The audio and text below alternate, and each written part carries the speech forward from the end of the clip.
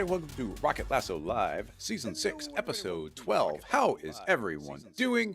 Okay, first thing, everybody start getting questions together. If you've got any cool questions, anything you've seen, or things you've been inspired by, things you've seen around Instagram or on TV. If you are on Twitch, you can start putting a link together. Make sure I can see the artist or studio who put it together. Otherwise, we cannot tackle the question. Otherwise, you have to ask as a generic question. If you're on YouTube, also put questions, but you can't put a link. You have to type it out. Let's see. If the video or something, make sure you call out the specific effect and or time code that you're interested in. And also keep in mind, this doesn't happen too often, but like, don't try and send like Dropbox links or anything. Like, I'm not going to take somebody's existing file and start trying to troubleshoot or anything like that. That's not what we do.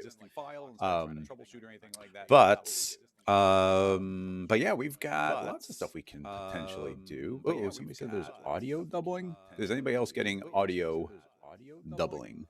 Which should not be happening. I'm looking at the settings right now, and it is not viewing computer audio. So I wouldn't be getting any. Uh-oh, but two people are saying double.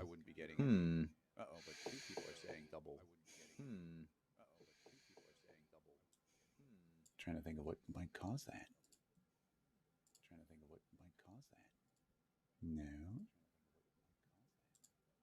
Oh. Well, I said not to take computer audio, but the Patreon post, the video was up and playing and had the audio turned on. Is it... Okay, and it's going to take a second for Twitch to see it, but is the echoing gone? Testing, gone. Okay, so that's very strange because there's a specific setting to stop it from... Or it's like there's one button to be mic audio and one button to be computer audio. And I have the computer audio button off, so I'm not sure how you were hearing it. And somebody's saying the volume is very low now, which also shouldn't have changed in any discernible way. So if other people, let me know if that is also the case for them. But yeah, apologies for that. Let's see. Somebody started getting a question. Dean had a question right away about revisiting the Goo Rock setup with volumes. I don't even think Goo Rock used volumes, which is interesting. We might be able to do simpler things. It seems low. People are saying the audio is a bit low, which I believe you. I believe that that's a thing, but like literally it hasn't changed. And I'm always worried of messing around with that stuff in real time. So I'm going to grab my little audio box and crank up the gain.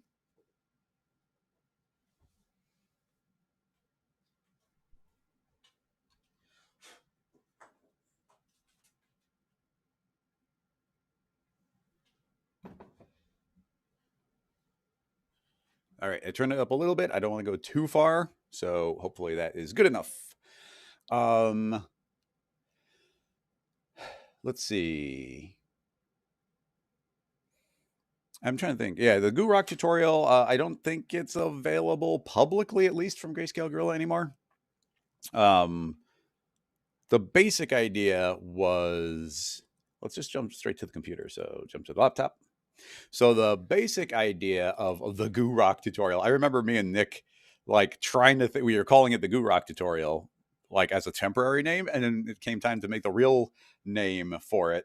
And we were just like stumped. We're like, how do we, like, what's a name for chopping a rock in half and there being goo in the middle? It's like, it's the Goo Rock tutorial.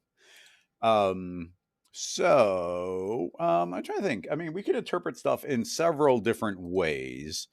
So why don't we just kind of more talk about like dripping effects and maybe, and we can get to some of the Goo Rock type stuff.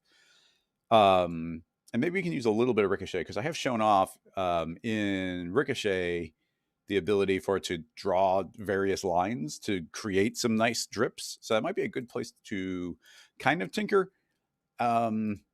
But there's actually a lot of really great built-in tools now directly in Cinema, capsules wise, and definitely partially to do with Rocket Lasso, doing stuff like Catenary. So yeah, why don't we just spend some time talking about getting drips going? And And potentially we can even go a little bit from scratch. Let me see if I can show you. If you search your assets browser for the word rocket lasso, you can see various things. And the specific one I'm referring to right now is this one. You see this cheesy text. So that's kind of one effect. So yeah, let's talk a little bit about something like that. So using a text spline, keep in mind some of these spline modifiers that we use are going to be available for a cinema subscription. Some might be limited to a Max on One subscription. But if we were to make some text, and let's just call it goo, put it in the middle, and I like the beefier fonts, so we'll grab something like that. So we could grab a spline like so, and then let's see, how do I want to go about breaking it? So it's like that just becomes a spline, and then I might keep the original and make an instance of it, so I can always go and reference instances. So what I would like to do is use the catenary spline. Now, the catenary spline, let me show you the simplest version of it. Actually, it'd be kind of good to do it with something weird like an end side. So if we were to take an end side, you can see essentially there's there's points in between every side, and there's going to be 6 different sides. So let's search for the word cat, and on the top, you're going to see catenary spline modifier. If I drag that in, then you're going to see instantly that now those splines are starting to kind of droop down. Now, typically it's kind of a nice visual to keep the original spline there unmodified. Just so you can see it's like, oh yeah, like each line is kind of dripping down now. So catenary spline modifier is a pretty straightforward one. We've just got like the sag percentage, so you can kind of start drooping it down to whatever degree. You can also do it like a fixed amount. We can add in some variation here. So some are longer, shorter and longer. We can do a bias slider to make the variation stronger. So yeah, you can have these all melt via, and right now you see it's breaking per point, which is very important because if this was heavily subdivided, which we might be able to show by going to, let's do like a uniform subdivision. And now you can see it's subdivided so much that every single little subdivision there is breaking apart. And then each of those individually are drooping down, which, again, potentially is cool, where we can give them more droop here, give them more variation.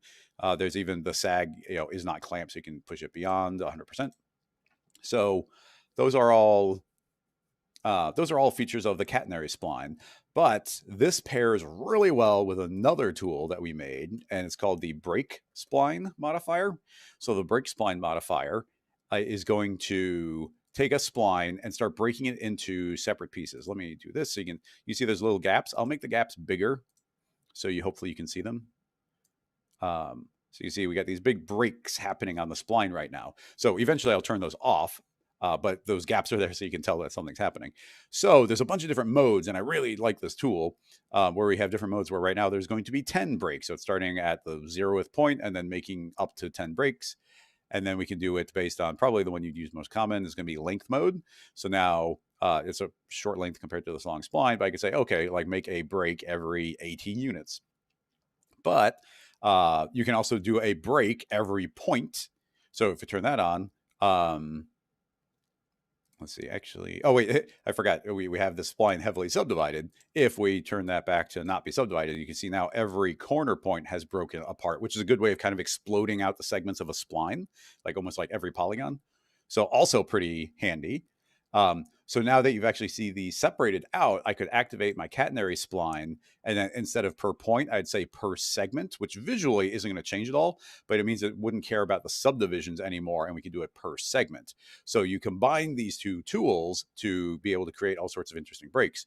So what I might do is we could say I want a count of breaks here, or maybe it'd be better to do length. I'm not sure which is better in this particular instance. I'll crank it way up, and then there we have stuff like randomness. If I increase the randomness, then you see those little breaks are going to start sliding around in a random offset.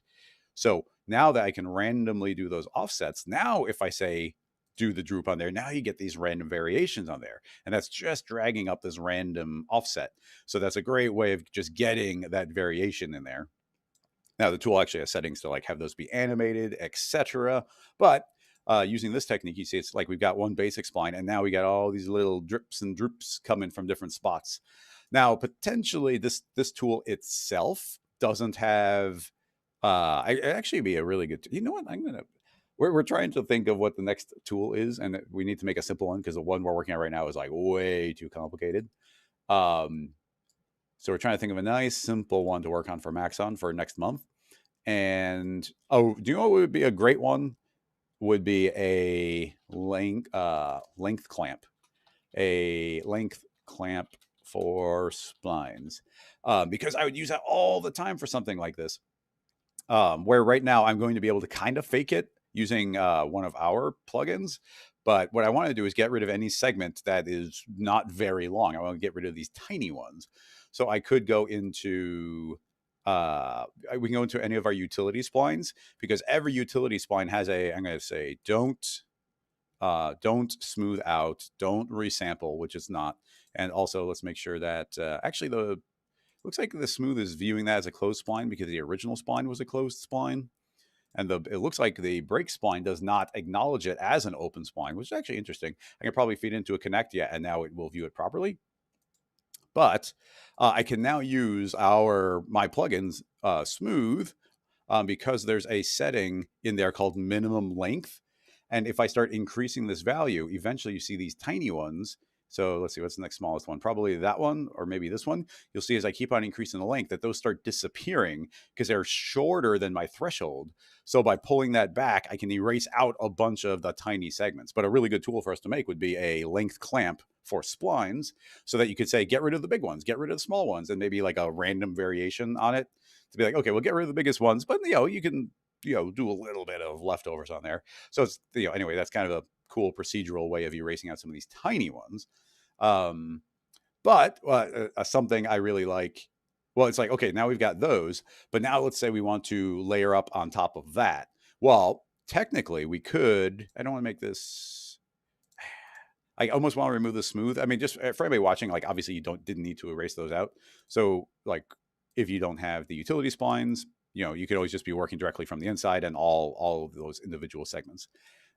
Potentially, and then maybe as a workaround, it's like you could use the brake spline and put really big brakes in there. So if I put like really big brakes, then you see some of them are getting deleted. In fact, yeah, let's just do that so we don't have to worry about the smoothing part of it, because we will use plugins in various parts. But now if I just use the brake spline modifier, if I put really big gaps, they are all the same length, but with big gaps, you see if it gets really small, it'll just disappear, like those get erased out.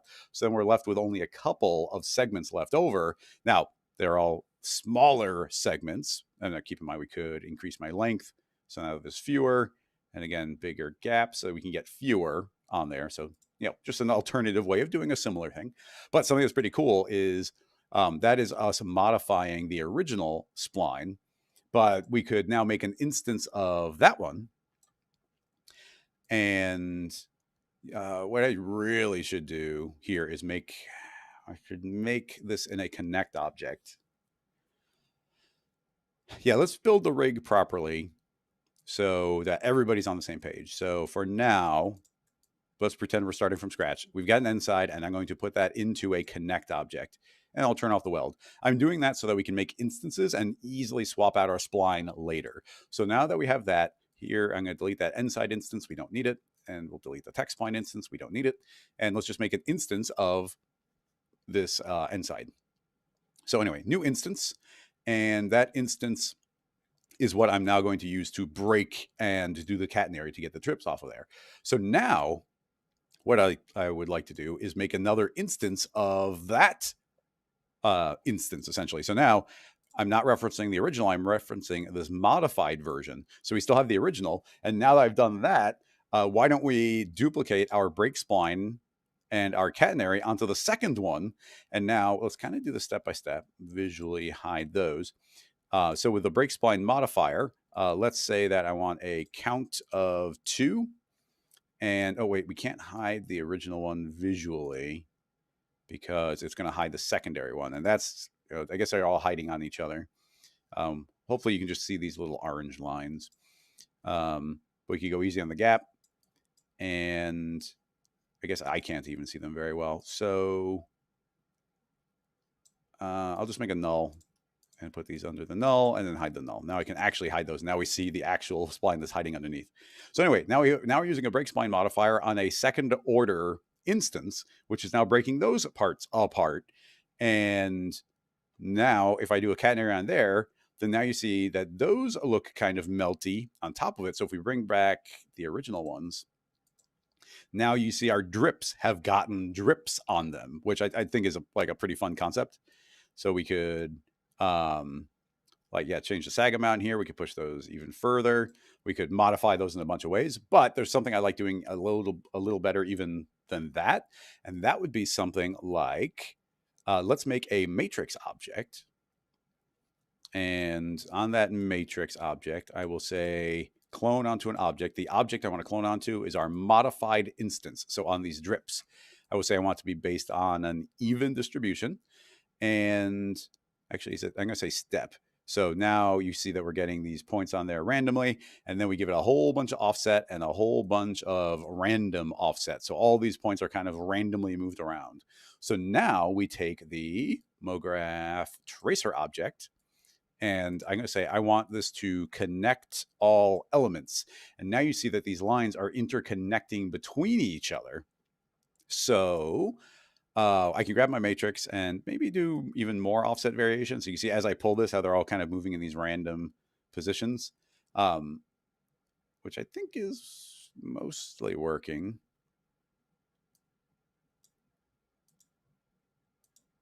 Just trying to make sure that they...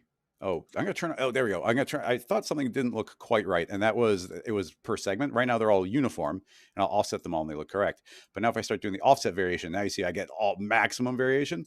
Before, they were offsetting, but only on their individual segments. So this one was just looping and looping and looping. That's why it didn't look very kind of tangled up.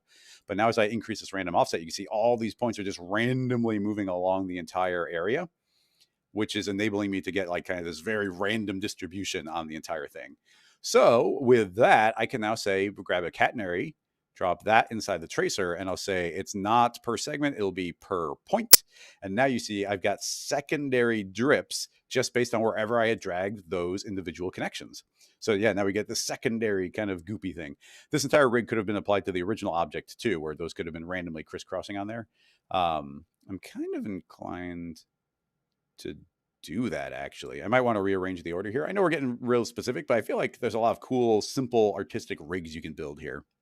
So let's go back and say that, oh, we got a crash by turning off an instance. And I didn't save anything, but we're not too far.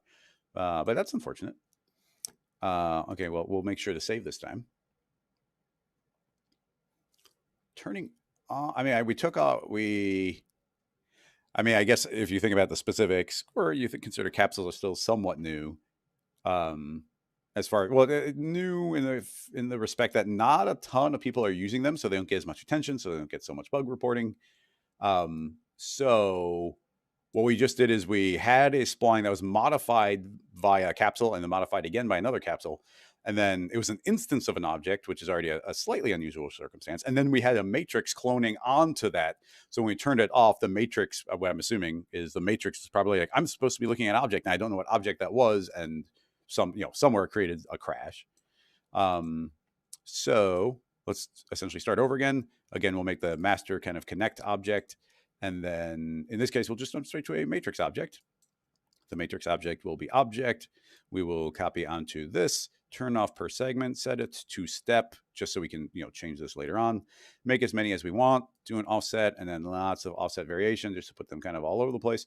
But we'll be better informed if we make a tracer object and connect to the elements. So now you can see I've got these crisscrossing lines, and we can make as many of those as we want with as much random offset variation as we want. And I just want to find a layout that looks kind of neat, something kind of like that. Okay, cool. So now that becomes our first line, and I guess we'll save it right away now. Jump into episode 12, scene files, 1A, melty lines. Maybe we'll get to goo rock. Okay, cool. So now let's grab the catenary again and drop that inside. And now we get the drips from those lines. And now you see we get these kind of big arcing drips that we maybe wouldn't have gotten before. And like I said, I like putting the variation on there. So some are long, some are not. And that looks like a pretty nice layout. So now we've got more of these random drips going along. This is maybe more what I want to make an instance of. So now we will make an instance, and that comes after.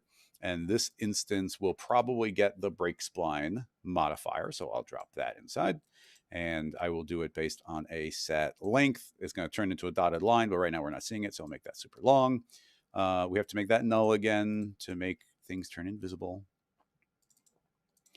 So now you can see those individual little lines that are breaking apart. I want those to be pretty dang big. And then put the catenary. So catenary spline on those. And it doesn't look like, oh, catenary spline is based on, yeah, per point. Let's say per segment. There we go. It had to be on per segment, not per point. I think it was making a bunch of, let's actually hit undo. See, it doesn't look like it's doing anything, but if we zoom up, look, it's making tiny little catenaries in between.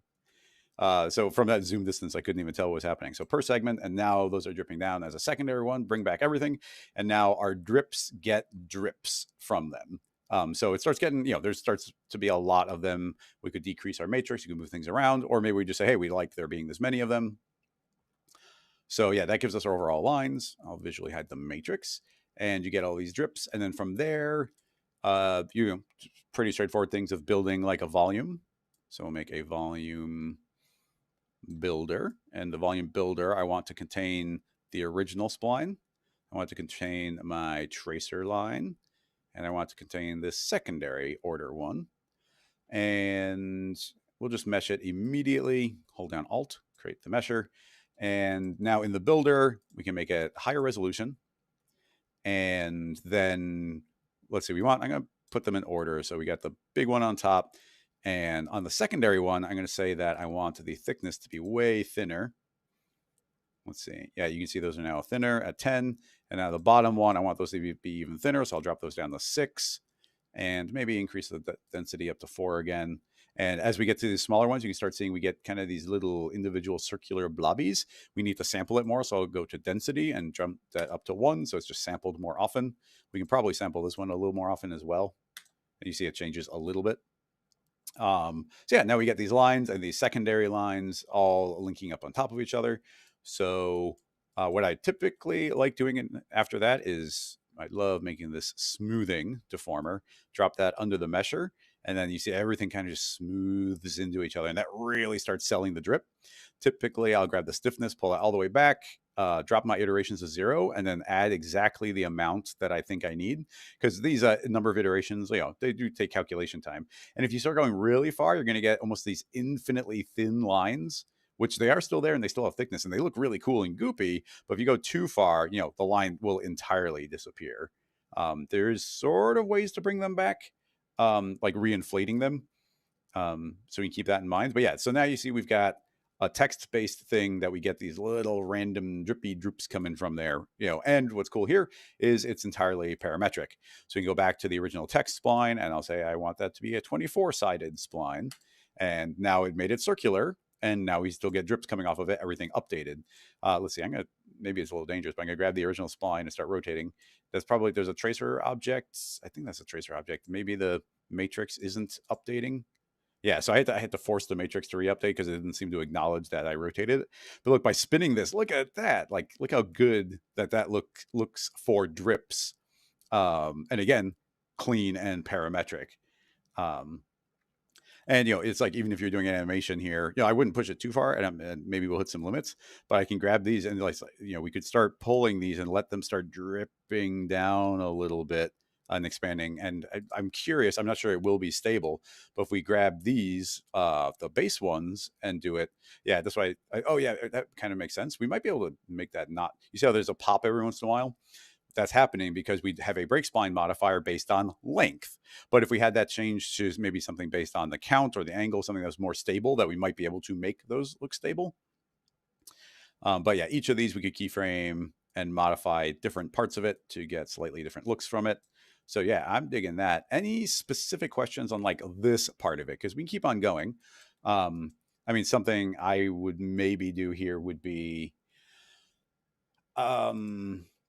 like, I want to get random drips coming off of this. So I'm trying to keep it in the world of pretty vanilla here. So like I might use Ricochet to do this kind of properly, but in this case, why don't we why don't we just do it with a cloner? So I'll make a cloner, and I'm going to clone onto an object, and the object will be this tracer. Actually, well, that's the tricky part is these could, in theory, be cloning off of any part of this entire system, but we might need to make 3 different layers of drip. So that's a good point too. Let's call it cloner.drip1.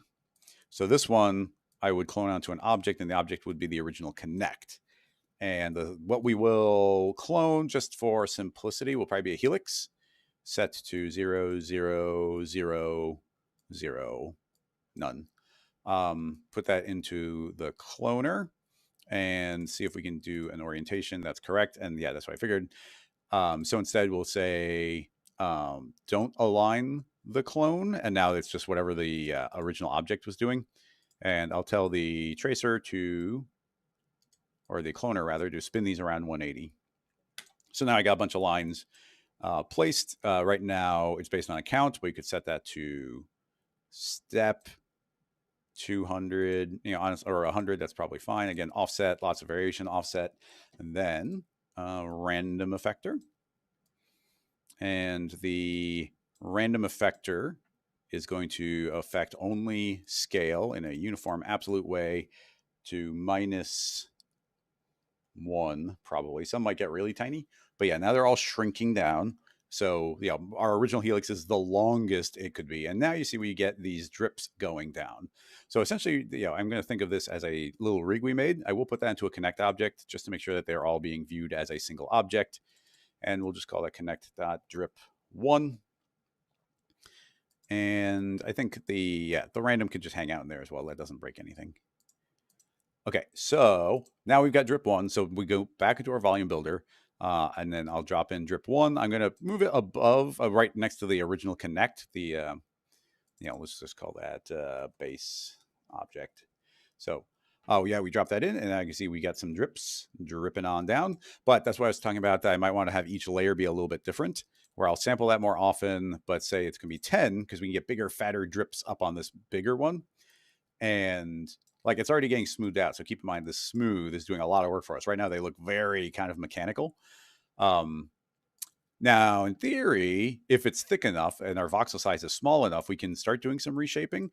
And let's make sure we turn on per segment. Otherwise, it's, apportioning the percentage of the overall length. But let's go and start pulling this down via the center. And what we should hopefully see is, you see how it's thicker near the top and then thinner at the base. So I could kind of reshape this, but I can't pull down too far. And there's a very specific rule here where you see the thickness of this is 10 and the overall voxel size is 4. So if I drag this line down essentially below what would be 40%, which in theory is right around 4, but in practice might be a little bit not exactly that. But as soon as I pull this right around 4, actually, it's surprisingly accurate. Right as I cross 4, we start getting gaps. So we could get this thinner, but we'd have to crank down our voxel size, increasing the resolution. So that's kind of like that direct ratio, like how those are relating to each other. So I'm going to just pull this far enough down where those don't actually break. But now you can see we get a little bit more of a drip shape on the end, and they get a little bit bigger at the base. So yeah, that's actually pretty cool. And now if we turn on smoothing, it's going to lose a little bit of that, but you definitely still see we get that curve, and it's a little bit better of a curve up there. So yeah, there's some lovely random drips coming off of those things, which really is going to sell your meltiness in, again, a very kind of clean parametric way. Now we did say that was drip 1. So if you want to do essentially the same process, duplicate that, make drip 2. Drip 2 clones onto not the base object, but instead the tracer. Now, all new lines cloned around. In theory, we want a different random seed because maybe there'd be some sort of pattern. In practice, I don't think we'd see one. There might be too many drips, but we can control all of those individually. I guess we should rename that cloner drip 2. And now back into the volume builder, drop in drip 2. I'll put it underneath the tracer, and same deal. Sample it more. I wanted it to be thinner than the other one. The other one was 10. So yeah, I'll leave this at 6. And we can, once again, let's say per segment, we can make them skinnier, but we can't pull down very far because it's all about that percentage. Let's turn off our smoothing and start pulling down. And I'm looking at this one right there. I think it's the most visual. You can see we can pull it down a little bit, but if I go too far, it's going to break, and I can't go very far until it breaks. Now, these are maybe a little smaller, so I might grab my original helix for that particular shape and say that those are half the length. So those are not quite as, those won't go down as far because they're off a secondary drip. And we could go and put the tertiary drip. We could put more main ones. There's like so many different things that we could go cloning around. Like even here, we've got like these pretty long drips, but I could say, like even in the original drip one, let's say that there's a second helix, and that second helix is going to be like 25% of the original. So now I'm going to get a bunch of these like way smaller ones, like this bigger, tinier drip, just because they're, I'm feeding in a long one, I'm feeding a short one, and they're all getting randomly scaled. So it just gives me more overall variation between those two. Actually, I do kind of like that. So I'll do the same thing on the smaller one, where I drop one even smaller to like 25. So now we get some little teeny secondary drips, and then the bigger ones, turn back on our smoothing, and everything gets super clean and kind of melty and skinny there. You just start getting these little drips, these little divots. And keep in mind, it's all ratio. The smoothing doesn't have to be that many. I could, like, first of all, it's looking okay baseline. So we just start adding in a couple little layers of smooth. And it's like, okay, like we don't lose too much of the thickness, but everything got a little bit thinner. And then there's a trick. I'm not sure if it's going to look amazing. Let's save. But if we start making these lines, in fact, we can go even further. You see that we get this drip. It starts looking a little bit lumpy just because of the resolution of the base mesh that we're feeding in. But we can push it further and things start getting like super skinny. We could, to a limited degree, reinflate where everything got smoother. But now I want to reinflate them because some of the skinny stuff got a little bit too skinny. So my favorite way of doing that, we got two different ways of doing it. We could use the old displacer, but let's use a plane effector as a deformer. So after the smoothing, I'll make a plane effector and I'll say deformer. I want it to be based on the polygon, and instantly everything's going to look all wacky. But now we go inside the parameters, and I don't want to offset on Y, so we set that to 0, but I do want to offset on Z. So we are displacing every polygon. So as I increase this a little bit, you can see how the whole thing is inflating to get thicker. Now, like I said, we have to do this like not too much. As soon as we go too far, things are going to start looking weird and lumpy, and it's all over the place, and the lines start looking like a lot more uniform here. But if we put that only up to like 1 or even 1 or maybe 2, you see that we still have all those nice curves from the smoothing, but we are able to make the super skinny lines thicker again. And I mean, I've definitely done setups where it's like I do a big smooth, I re-thicken it, and it's like, oh, but now it's a little bit lumpy again. So then I'll duplicate the smooth again after the inflation, but this one I'll have go like way less. I'll just re-increase this like just 1 or 2 steps just to take off maybe a little bit of that lumpiness so they don't get too skinny. So it's kind of like this balancing act where you keep on layering more and more things. And again, keep in mind, entirely parametric setup, with the exception of our matrix object not necessarily wanting to refresh right away, which is a little frustrating. And maybe it would pop in with a like right movement, but I'll save that. And again, let's go back to the base object and say, okay, you will have only 4 sides, and force the matrix to refresh. And now the whole thing is updated like instantly on a completely different shape. So that, this gives us a lot of possibilities, but now we can go back to the reason I made the original base object this end side. We could have just been linking this whole system through the end side, but think of all the things that are cloned and copied and linked to that end side. Like we'd have to relink all of those manually, but by putting into that connect object, now if I actually, we've got this null. That's fine. I'll just put everything in this null. So let's just clean up a little bit. Boop, boop, boop. We'll just drop everything inside that null. So that's working great. But let's go and create a new text object. And I guess we'll just do it again. We'll say goo, middle, pretty big, and wrong one. So we got goo. So in theory, I'll hit save just in case. I'll just drop that inside the base object, and you see everything updated. And I will turn off that end side, and let's make sure the matrix fully refreshes. So now we've automatically swapped in the rig to be cloning onto the goo spline, and everything updated on it.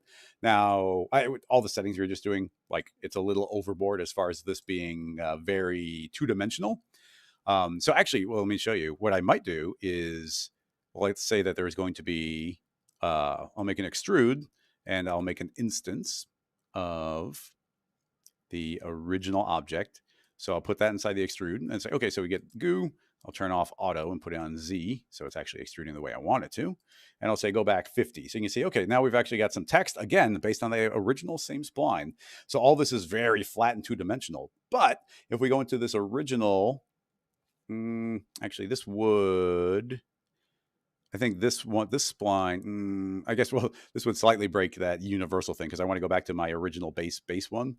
Although I can think of one way to get around that. If I move my text spline out and I make an instance of that, and I put that into the base object, it's important to remember, everybody, that like I really like making things parametric because I'm constantly updating my rig, modifying base ideas, making changes. If a client comes back, I want to be able to very rapidly make changes that propagate through the system and not manually relink things. So it's like we end up with more complex hierarchies. And, maybe hopefully not too confusing, but something like where it's like, oh, an instance of an instance of an instance of an instance, where it's kind of like filtering through the whole system. But if we just made things editable, like, if you're only doing it one time with no changes, it'd be quicker to just make things editable. But if you want to do it iteratively, it's good to break them apart. But now I've still got this original kind of master thing that everything is linking to, including this extrude. I don't want it to link to that one, though. I'm going to put this new object here into a connect, and I guess, yeah, that makes sense. So that's now the new original master one, and it's kind of like unmodified. That's a pure one. But now we've got the secondary one, which is going to still be our base object. And here's my thought is I want to deform that one. So let's make a plane and put it inside our instance, which is still what everything is referencing, except this one I want referencing the unmodified one. And now, hopefully, I keep saving because I'm worried that like we're propagating through so many different layers here that something will break. So I now on this text spline, I make a plane. I again want to deform the points. So I say, okay, deform the points. You see everything just moved in this crazy, wacky way. And it's pushing back, I think, on Y. Actually, this stuff is starting to get visually in the way. So I'm going to just turn everything off kind of layer by layer. Okay, cool. So now you see all of that stuff has been deformed. But I'm going to say base this off the effector's direction and then offset it on Z. So you can see, right now it's a plane effector and it's just deforming everything straight backward. I'm going to say you can go backward up to 50. And now under the field, I'm going to say a random field. And now you can see I'm randomly deforming, randomly deforming these points to go further backward or further forward. And if we say random, that's like pure randomness just based on those raw points that are coming in, which maybe is what I want to do. But in theory, if I go and I start reactivating the propagation of my systems, then all this stuff turns back on again. And now these are a little bit more three-dimensional because the original spline it's referencing isn't perfectly flat. It's got a bit of depth to it. Honestly, I think this, just for demonstration purposes, let's make this like go way deeper. So instead of 50, we'll say like 100. And if that doesn't like propagate through and look super nice. Yeah, okay. So keep in mind, because of all the extra length on there, it's making a lot more of the original matrix. So we'll definitely decrease that. But yeah, now look at all of this crazy goo detail that we're getting from drips. So let's go back to the original matrix. And right now it's creating it based on a step, but by extruding those, I've made them way longer. So now I will jump this up to like 333. And now you see there's just fewer lines interconnecting, which means there's fewer overall drips, but they have dimension to them, which looks pretty cool. So then we can turn on this original geometry, and now we've got all this goo cloning all over it. So let's make that deeper as well. So yeah, now all that goo, all those drips, everything coming off that object. And in theory, maybe we'll start to lose the text, but let's also in the volume builder, I suppose, I'll just also link to the base text. So that also gets gooed out. I'll tell the original one not to render. And yeah, now everything is from the volume builder. And I guess I'd probably take the volume builder out from this null, maybe make a new null and put now inside that null, put the text. So one of these is like the splines. And then this one's like everything. This is like the goo rig. So I did that so I can like now visually hide the splines. And now all we see is this final geometry here. And yeah, look at that. So now all of these parametric drips. So now we can go back in here and let's type in RKT. Let the whole thing refresh. Probably turn on and off the matrix just to make sure that those up refresh. And now you see brand new text, brand new drips dripping from all over the thing, like nice and clean and fun and parametric. Now, going back to maybe the original GUROC concept, a lot. Well, it's like the GUROC. Actually, you could push it pretty far, but keep in mind when you watch different motion shorts and whatnot, you don't. I mean, keep in mind you're probably going to be seeing a shot for like a third of a second, where it's like the camera goes zoom like that, or it's like even if we got like a very slow rotation on it, it's like it's only going to hold on any particular shot for a little while. So most of the time, you don't need a rig that does everything. You just need a rig that will work for like that quarter of a second. So along those lines, if you wanted like a little bit of motion from this, like you could probably get away with that just by keyframing like these drips a little bit. Like if we XYZ probably, nope, not Z.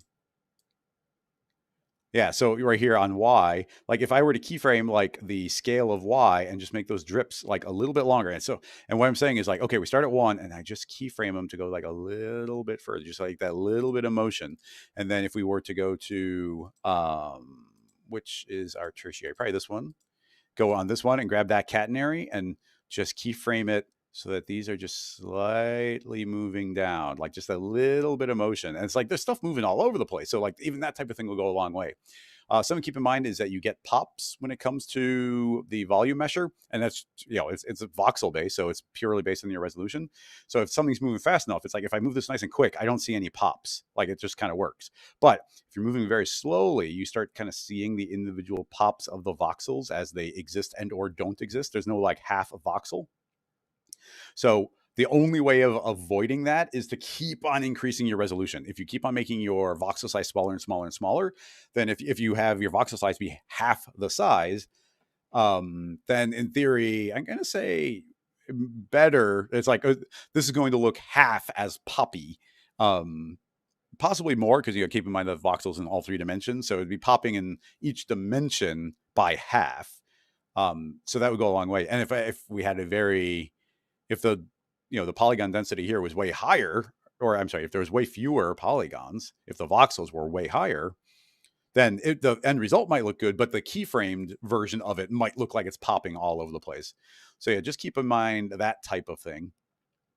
But yeah, I super dig like being able to build these drip rigs. And I really liked putting that depth in there. Like that goes such a long way. Like these not being all perfectly overlapped on top of each other. Like that super duper works. So while we're still on, I mean, the dripping techniques is just a really good topic in general. So I want to continue exploring it in a couple slightly different ways. If people have questions specifically about this dripping, please put them in the chat before we try and tackle any, potentially unrelated questions. And I do appreciate that Eric and Brandon and I'm not sure if Sid is here. Sid put a question before the stream even started. I appreciate those questions. I do want to take a look. Okay, so I did want to mention a couple other things. So in this case, what I'm thinking is I don't need any of these drips. So I'll get rid of all of that. And then we do have our volume builder. I'm just going to simplify a bunch of stuff. We might end up bringing some of them back. And now we've just got that deformed spline, which I'm not even sure if I want. Yeah, probably not even that. So get rid of that and get rid of that. So we've got this extruded text. I mean, maybe we don't even need that. Yeah, I mean, you know what? We'll just start from scratch. So this time I think we can use a motext, which has been renamed just to the text object, even though it's a MoGraph object. And we'll just say testing and go to a bolder font, have that go deeper. Okay, so I wanted to show a little bit of stuff off with Ricochet, because you can do some pretty cool things with that, where let's say you wanted to just get some drips going. And the problem is, like, if you want to make something look really nice, like if a drip is coming from the bottom of the E and it's striking that part of the E, you want to stop there. You don't want it to keep on going and passing straight through, which, if we did that if we did that cloner technique we just did, there'd be nothing stopping a longer drip to go from there and it pass straight through on that one. So what I'm going to do is say, let's clone. I'm going to make a matrix object, and I'm going to clone a bunch of them onto the object, and the object will be the text spline. And I'm not seeing them, so it's probably not seeing the text spline because it's a MoGraph object. So I'll put into a connect object to turn it into a mesh, and then tell the matrix to clone onto that. And now you see the matrix has cloned all over the place. I'll say do not align the clone, so they're not rotating, they're just taking on the position. Okay, and now let's make a rocket lasso Ricochet, which is shooting this laser beam. And I'm going to say that the laser beam is not based on the Z orientation. It's instead based off of a matrix. And now we link a matrix object. And now the Ricochet is shooting a laser out from every single one of those matrix objects. So let's grab the matrix object and say all of those should be rotated to -90. And now you see we got a bunch of straight lines going straight down, which is a pretty fun way of making a whole series of straight lines here. But now we take the actual power of Ricochet, and I'm going to say that I want the object it's colliding with to be that connect object. And now you see that the lasers are like starting to ricochet and bounce off of it, which is another kind of cool thing. So then I can say, I'm going to say I want a count. And I'm going to say I want a count of 1. So essentially what this means is, actually, no, I'm going to leave that on total length. And instead, I'm going to go into the modifier tab, and I'm going to say there's a terminator object. And the terminator object means if it hits that object, the line will now stop. It won't go any further. So right now we've got because we've got so few clones, there's very few actually examples. Let's go into the Ricochet and say that the total length, we'll just modify the total length to be smaller. So we'll lower those lines down. And let's start making more copies. So I'll say, and actually I wonder if the original matrix, we'll just make more clones and then we'll judge from there. So more. So now you see I made more. Now you'll see something like maybe this one where it's like, oh, there's a matrix object there, but where's the line coming from it? Well, this is probably like intersecting the surface. So pretty straightforward. We can take the overall object and just scoot it away from the surface. I just need to figure out what, actually it's not taking on the orientation, which makes this a little bit trickier.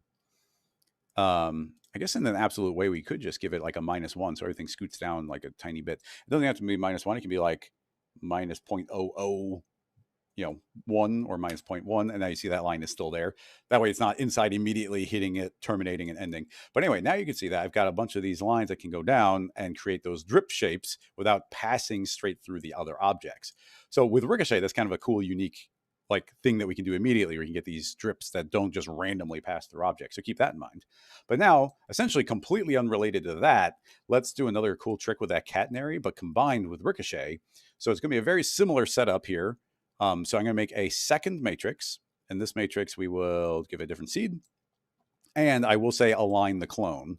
So now they are getting aligned with the clone. And I think the transform now needs to be maybe, now we want it to be positive Z because you see that pushes off the surface. So we'll just offset those by 0.01. So now we got a bunch of those off the surface. So I'll make a brand new Ricochet just so we can start from default settings. I want to link to the original text object. I want them to be created from the matrix object, and the matrix will be this matrix object. And now you see I got all these lasers flying all over the place. Now, these are all taking on the orientation of the object as it got created. So I might immediately grab the matrix object and create a random, put that as a child. And I want this to not be on position, but I do want it on rotation, where we'll give it a full-on, actually, we'll just do 90, 90, 90. So you see these are all shooting off in random directions, spikes all coming from the surface here. But what I want is a bunch of lasers shooting off of this object. And I want that when it collides with a different side, it'll just end. It'll just terminate. Let's turn off the other one just so that we can look at this in isolation. I want them to terminate. But all these lines shooting out in the space, if we don't hit the surface at all, if we don't hit the surface, I don't even want to see them. Don't create them. And there's a really easy way to do that in Ricochet. We'll just say, give me instead of a length of 1,000, I'll say, give me a count of 1. So a count of 1 means, well, if it can't make 1 ricochet, if it can't bounce 1 time, don't even create it. So now only where those lines fired a laser and then hit the mesh are they actually getting created. So it creates a bunch of matrix objects. But if we grab the matrix and we start cranking up the count here, and we make more and more and more and more, only where a laser fires and hits another side is it actually going to get created. So if we visually hide that matrix object, now we end up getting a bunch of interconnections from essentially one surface to another one. So as far as I can think of, that's the only way of doing this type of thing, where there's only splines on the outside and they're only colliding between these different objects, or even on itself. You see the end can connect to the end. So anyway, now that we get all of those lovely connections, we can go and search for the catenary spline. And I'll drop that as a child of this ricochet. And now you can see that we can get those to droop. So say, okay, catenary, sag. And we're going to go pretty light on this one with a decent amount of variation. Just give them like a little bit of sag there. And look at these lovely interconnections that we can automatically get like on there. I don't think I'm going to go through like all the volume builder stuff again, because you already saw all that, how we can like make the lines thicker. We can create more lines. We can create drips coming from, like, what's cool is, yeah, we can reactivate these, and now we get all these vertical drips. But you can imagine that we could also clone line. We can clone a matrix onto our modified droopy lines, but also say, if you collide with the text object, don't create the line. So we can get more drips that would like drip from like this hanging line, and then when it strikes the S, it would then terminate at that location. So yeah, all these lovely drips and connections, like really, really fun. So that is some of the power of using Ricochet to create, kind of like intelligent lines on your object. And this has nothing, that's nothing to say like Ricochet, like wrapping the object, which is always like a really, really fun detail. Which actually, I don't think I've talked about that in a long time. I kind of would like to do that. So let's add that on as well. So I will build a volume builder.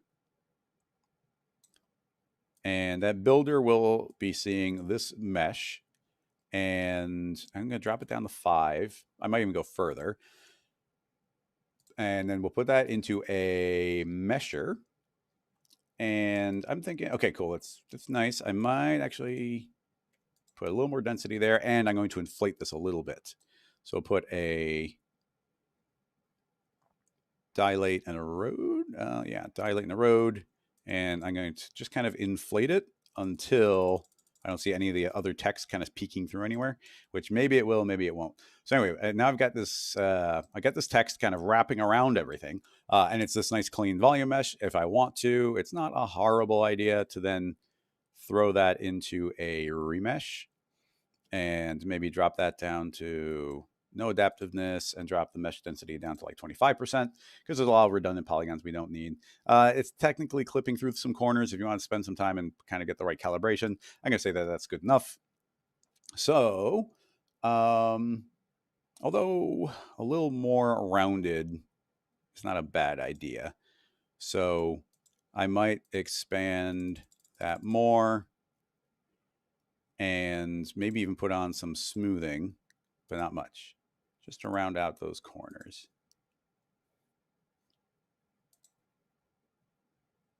Yeah, it's all right. So anyway, now I got this text with a relatively clean mesh going around it. So let's make a brand new unrelated ricochet. And that's a slicer. Make another ricochet. Cool. So now we got the laser. And the object I want to link to is going to be this remesh. And now in theory, it's bouncing around inside of there. Let's hide that, and let's hide this. I'm sure most people watching this are familiar with this, but now that if I move my laser around, I'm inside of a particular letter and it's bouncing around inside of it. But I'm going to say create matrix, and this is automatically going to create a bunch of matrices around. So I made a matrix object, put them all around the scene, and let's turn off some of these other ones we do not need. to be currently viewing those other ones. So now you can see I've got some lines bouncing around the side. Typically what I like to do is keep on making more matrices until there's enough to kind of grab all the letters. And potentially if some letters look more dense than others, I'll just keep on clicking a random seed until I get a pretty even density. You're going to have better luck the more matrices you make, and you can lower the length. I'm just going to call that good, close enough. Although I might end up modifying that even more. But anyway, I'm going to go back to Ricochet, and I'm going to do a very powerful setting called surface offset. So I'm going to activate this preview, and I might need to see the original mesh to do it. Actually, maybe we don't. I'll keep it hidden.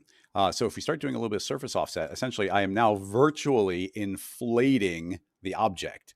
But actually more than inflating it, I want to put a shell on there. I'm going to do a shell of 1. So now you can see that we have pushed like a force field a little bit out from the surface and a little bit in from the surface. And all of our ricochet lines are trapped in between the two. So the end result of that, and let's turn off this visualize, you can now see that we get these lines wrapping around the objects. So they're not inside, they are outside, but they're not far away from the outside. So all of these are starting to wrap around, they're bouncing around. Now you do end up with a lot of these zigzags, etc. But if we move into the main tab of Ricochet, I can start adding in the surface alignment, and these lines are going to start taking on the orientation of the spline or the surface that they're striking. You see they start getting a lot straighter. And we can push it pretty far where they start looking pretty dang straight overall. And now we can set the length to whatever we want. So maybe make those higher. Just essentially I'm wrapping and wrapping and wrapping those up even more and more. So now, yeah, essentially that's what I wanted to do. I can bring back perhaps our original text object. And now you can see I've got a web wrapping all around it, and it's parametric. Like we've got a parametric line traveling all around it. Now we could completely prevent like spline on spline intersections by turning on some simulation. I'm not going to go that far. Just so you can visually see it, and there will be intersections. If we did some sim, then we could avoid those intersections. But let's just throw in an inside, give it a radius of 1. And now you can see that we got all these lines just wrapping around, tangling up the text. And then on top of that, we could get some hanging lines, and we could get some drips coming down from there. So yeah, there are a lot of different ways of using Ricochet to do this kind of spline drips and spline interconnections and spline wrapping. Like Ricochet does so many different things for you. Love that tool. It's a fun concept. I feel like it's probably our most original concept, because like slicing, that's a thing you do. I think we got the best version of it, but Ricochet, like, it's not something I'd ever specifically seen that does all of these types of things. I'll save this one as, I guess I'll say melting lines 2, or B_Ricochet. Cool. I guess, Dean, we didn't specifically tackle the explicit parts of the goo rock tutorial. Are you still interested in those more specific elements?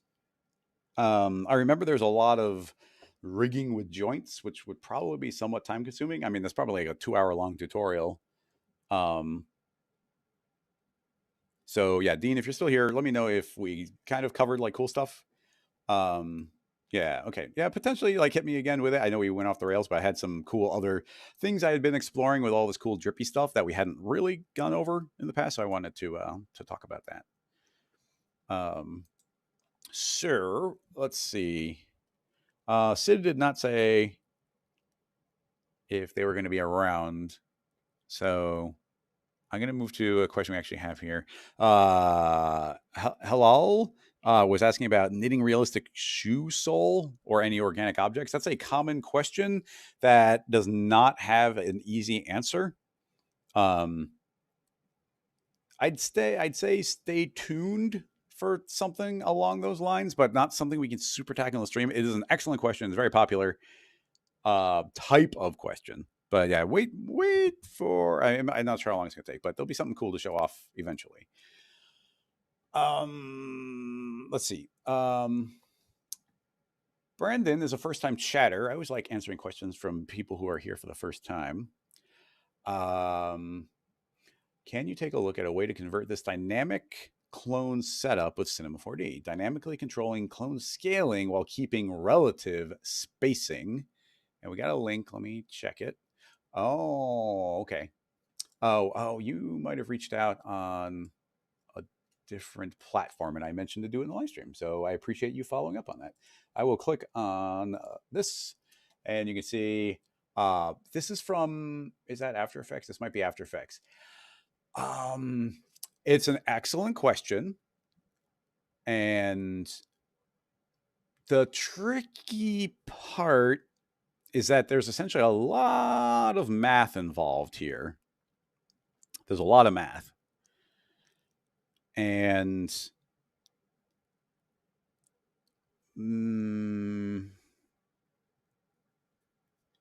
I don't feel super qualified to pop open nodes and build it there, because the nodes are a fairly meticulous, like, technical process that's not necessarily great for live streaming. You know how, like, when we do Espresso, we're usually only doing the most basic of Espresso.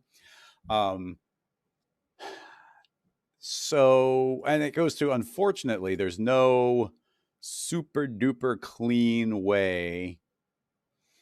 Like, they have this little slider that they're dragging around to show, which is like a cool interface. Moving back to cinema, the only two ways I can think to even vaguely do the effect are both capsules made by Rocket Lasso, which is funny, but I don't want to be too stuck on them. If anybody remembers, the second tool we ever made for Maxon was called Graph. So we got Fui Graph, and if I make that, you're going to see we get this cool little graph setup. And it is not, you can't use MoGraph. You can't use like fall offs or fields when it comes to capsule stuff yet. It's just not built in. But if we go into our data, you see that we're using this noise. And currently, we are only affecting the height of everything. But we could apply a noise to the horizontal scale. And you'll see that essentially what we're doing is we're mathematically doing the math to like add all of these up and then appropriately rescale the entire system to be like properly lined up here. And this has a noise scale and a speed. So we can set that up to like 100% speed and hit play. And now there's a speed moving those around. So it's a similar concept, but it's not very artistically controllable to be able to like grab a thing and drag it one way and then drag it the other way. Yeah, and it goes to like, I feel like doing a little bit of math, but again, like it's like I don't want to open up a Python effector. I haven't written any Python in like a year. But it does go to like the math is relatively simple, but I'm gonna be a little fuzzy on like the specific Python language. And again, it'd be something I'd be totally willing to do. Well, it's like if it's something I had to do, I'd be willing to do that exploration and research to get that working. And it probably wouldn't even take that long. It's gonna make horrible live stream to be like, okay, I'm Googling the correct language to use in Python and then A/B checking. There are various rigs that we could build, but essentially you need a loop function where you have a whole stack of items made at arbitrary widths, and all of those widths get added together. So it'd be like, add that plus that plus that, and it'd be some arbitrary length. It'd be super crazy long. So I'm trying to think of a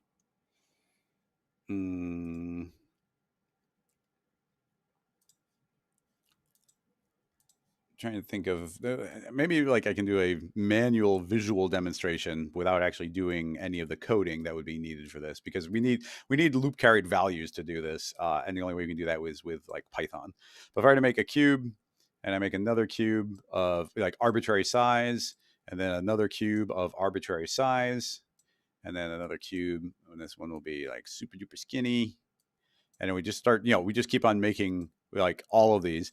Now you can imagine that we're doing these manually, but you could also imagine that we're doing these in a cloner. This is a cloner with a whole bunch of different random cubes, or it could be it would be like a linear array. And actually, to show you that, I don't see any reason why you couldn't put that into a cloner, and I'll say it is linear,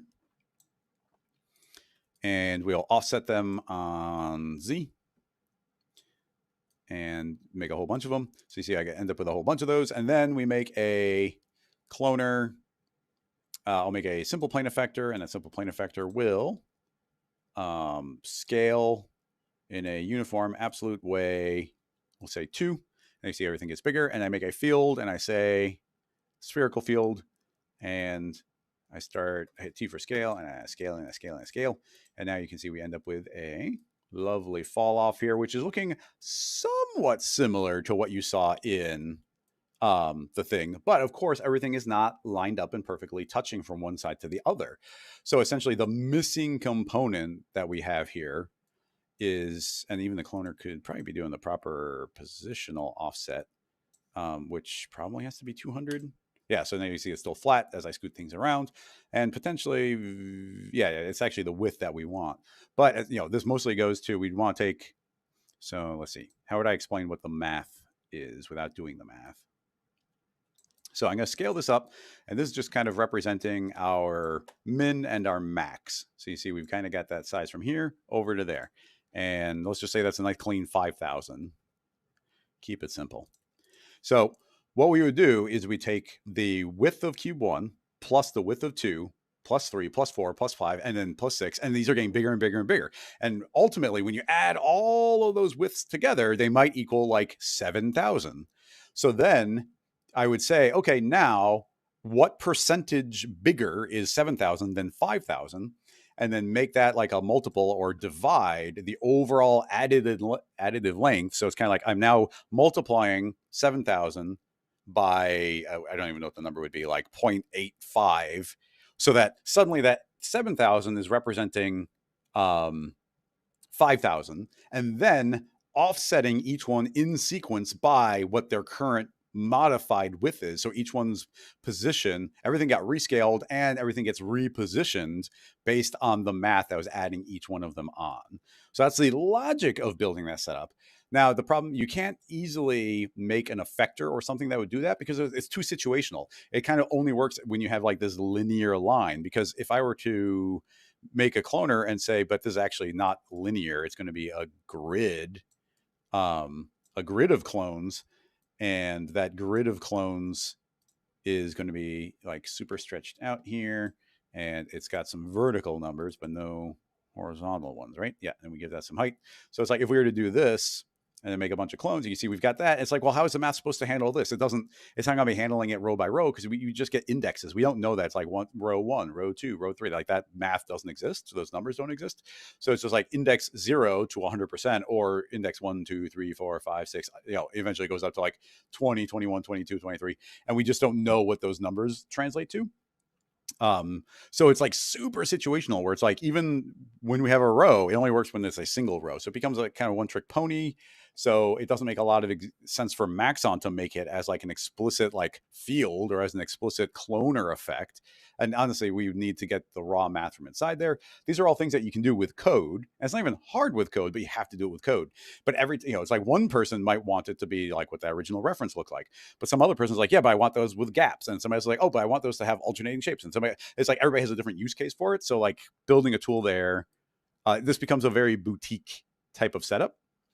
Now we don't really get easy access to the clone information in Espresso, and I'm not even quite sure how I do a loop carried value, where we're like iteratively adding the widths on, which would be the beginning of doing something with this. Like I said, we've already, you just saw how we can and have done this type of thing with graph. Like we are doing that math. Like I did that math myself. And then I guess the last thing to mention, which again isn't going to be super helpful to you because we're not physically making it. But if we were to make a straight line and grab another modifier here, and we bring back in the break spline modifier, which we already played with a little bit today, I'll do that, and it's breaking a bunch, and I will, let's do an extrusion, and it'll go up on Y, and I'll give it a bigger gap so we can actually see it. Yeah, look at that. So now you can see I've got these nice even gaps going, and we've got the set count. But if I add in random, you can see that's kind of doing that the same effect you were looking at, and it's even automatically kind of stretching, maintaining the distance between there. So it does actually have a noise mode. If we go into noise mode, it's doing a very similar thing, but instead of it being random numbers, it's using a noise. And if I hit play, you're gonna see that those are able to animate and drift from one side to the other. So if we make more subdivisions, you see we got more of those little counts going across, and we could modify the way that the noise looks. And I'm not sure, like the scale uniformity is a tricky thing. Contrast is super important here. Like with low contrast, everything barely moves. High contrast is almost like a bias slider. You see, we get lots of variation of those scales.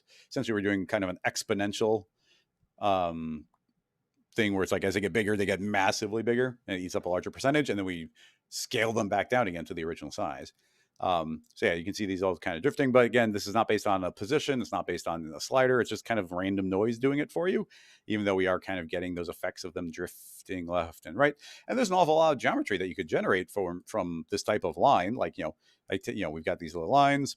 I probably wouldn't do too much bias, or maybe not quite as many of these lines. So we get these gaps, and we take that shape and we take the extrude, and we let's put a thicken on there. Can't forget about thicken. So we do that. Now we got boxes doing it. So there's a lot of power we can do here. We get all this cool drift and movement going, but you gotta keep in mind, or no super explicit way to do the thing you're asking for, I think, without a decent amount of math.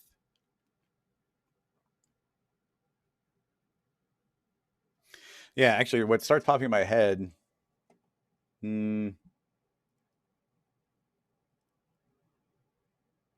Yeah, I'm not sure. I'm just not sure about loop carried value adding, because like in a single object you couldn't do it. But I almost imagine a hierarchy where each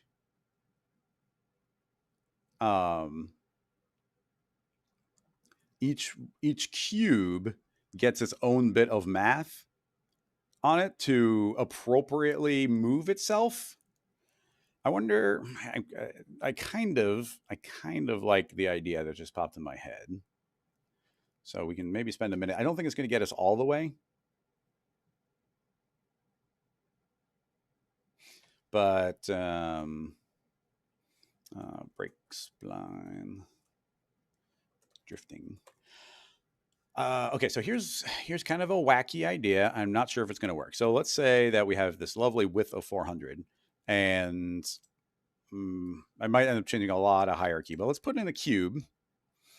And I haven't done some of this stuff in a while. Okay, so we make a programming tag, and I'm going to say Espresso, and I'm going to say, okay, cube. Oh man, how do I do this? Node Espresso general object index. I'm gonna have to look at a couple things. Well, maybe use start position, relative position. Oh, that's just the object.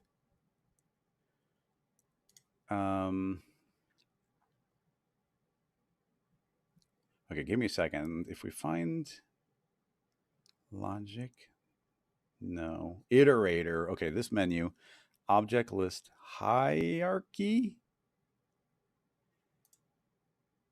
Yes, okay, so it's this hierarchy node that I want. Oof, okay, so we've got our reference object, and I'm going to promote. I'm going to take the object, so I'm just going to say this cube, and we could manually link it, which maybe is a better idea. I'm not sure. Okay, this is going to be kind of cool, I think. Delete port. Okay, so what object are we referring to? You see, it's already referring to the cube. So then it wants to do a start path. So I'm going to say, I'm going to make a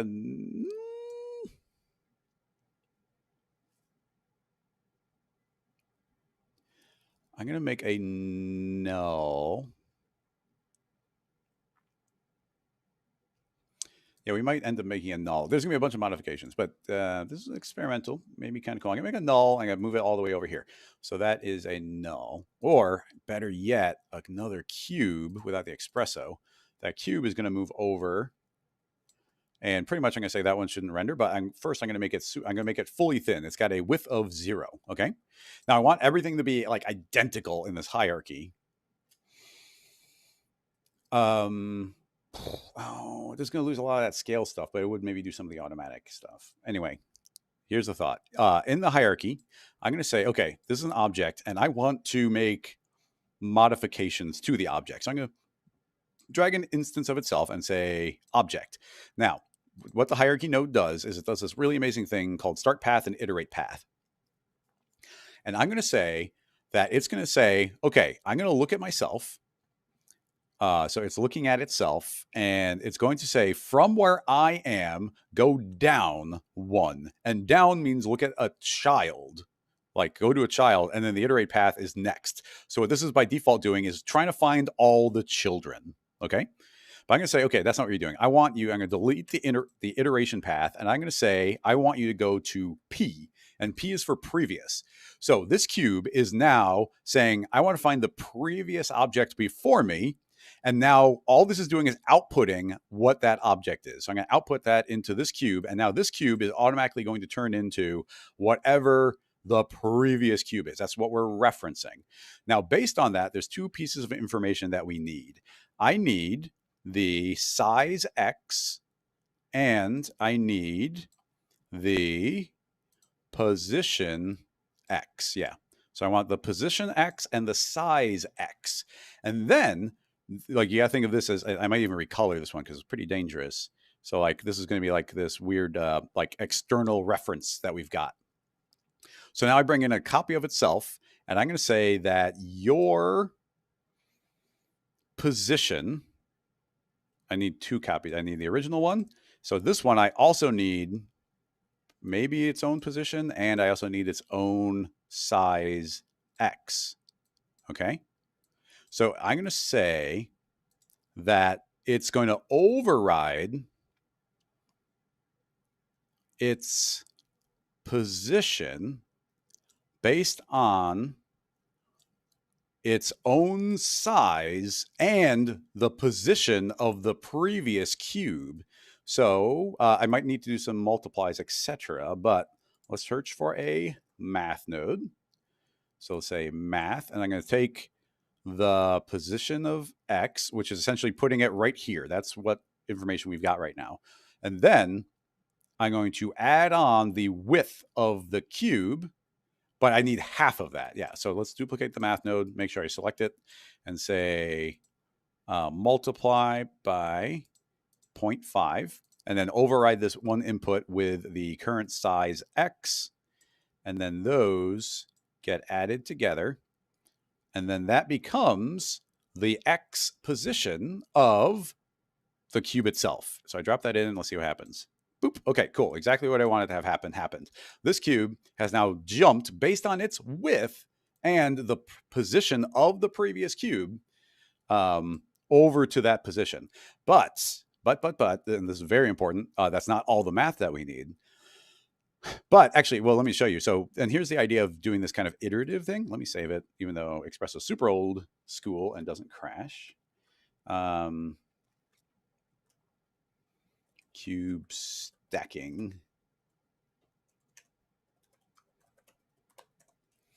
What time is it? I've got a hard out in 40 minutes, like very hard out.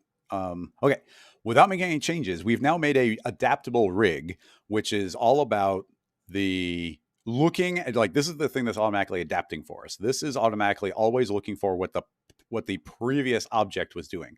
So I predict, or I hope, is if I duplicate this cube again, we're going to get another cube duplicated, and it's going to be not perfectly offset, but it's going to be lined up right here. So let's just make a duplicate and see what happens. Okay, cool. It did exactly what I thought it would do. We are hanging out right on the edge because right now we are not taking into account the width of the size of the previous one. So we always have to delete and go back to the original one. So back in this original Espresso tag, we also need to multiply the size by 0.5, which is what, that was already saying.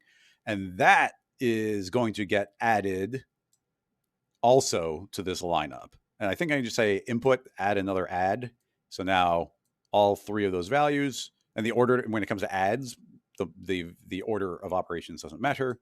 So all those get added together now. So just by making that multiply and taking into account the previous object's width, this is still looking at the previous width, which was 0. So it just lines up perfectly on the line. But now, let me hit save.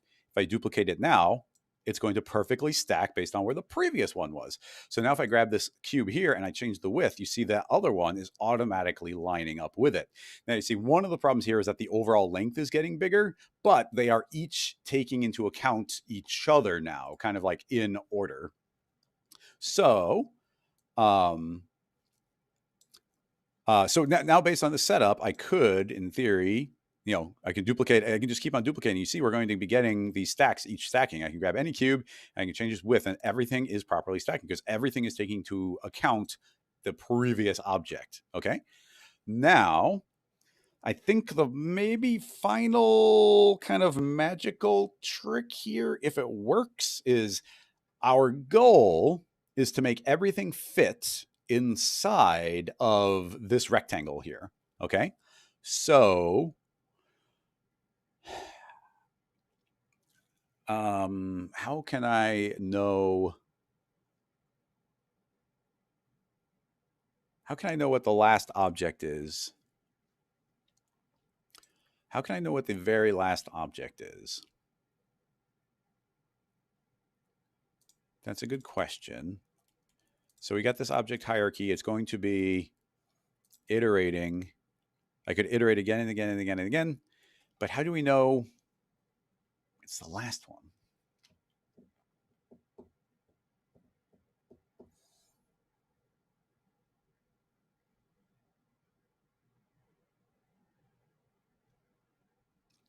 I'm going to cheat, essentially. There might be a good way of like iteratively knowing what the last value was. But I'm going to cheat by making a null. I'll put the null as the final object. And now back in the original object. Yeah, this should be good. I like doing this type of thing. I'm going to say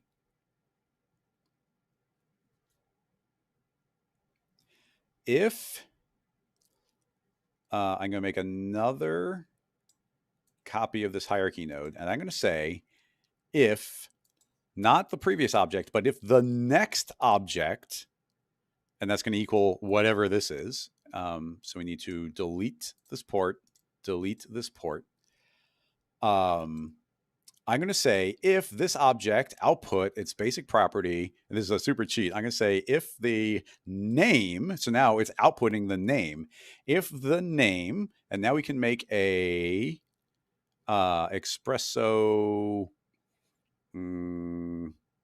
logic compare condition compare if the string, if this string equals the word null. So now we've got a condition saying if the next object I have is a null, well, if it's named null, then this is now a true output. And what do we want it to do in that case? So if that is true, then we'd be getting unique information from that because we know it's a final cube. So that means that if we take the final position, which is actually this, plus half the size x, so I'm going to steal this math node, set it to an add. I'm going to add what it thinks its position should be, plus half of its width, which is now its very output, its very final value. This is now going to be outputting essentially it's going to be outputting a value saying what is the rightmost value. How far right have we gone? And with that going as far right as it can, we've now got a value, and that value should, is this safe to do? I think I'm a little worried I'm going to break something, but I'm going to say this is going to, and I almost never do this. You know how much I hate scaling things, but we got limitations with Espresso. Actually, I could do it. I could cheat and not break it. We're going to make a cloner, and it's going to be a cloner making exactly a linear single clone. So now I've put that whole thing into a cloner. So now I can scale things in the cloner and never break the original object. So instead of worrying about this rectangle, I'm going to say the cloner, and I'm going to say, okay, the cloner, what value do I want to control? I want to control the transform of X, the scale X of our overall thing.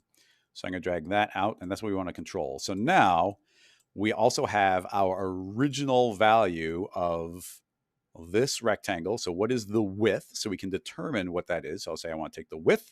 So now we need to do the actual math of, I guess maybe I should show you a couple things. Let's make my favorite way of getting data is making a text spline. So you see we got that text right there. And I'm going to drag the text spline in, and I want that to be outputting as its text, whatever this value is. So you can see minus 18. Oh, I guess that might make sense. We might be going negative as we go here.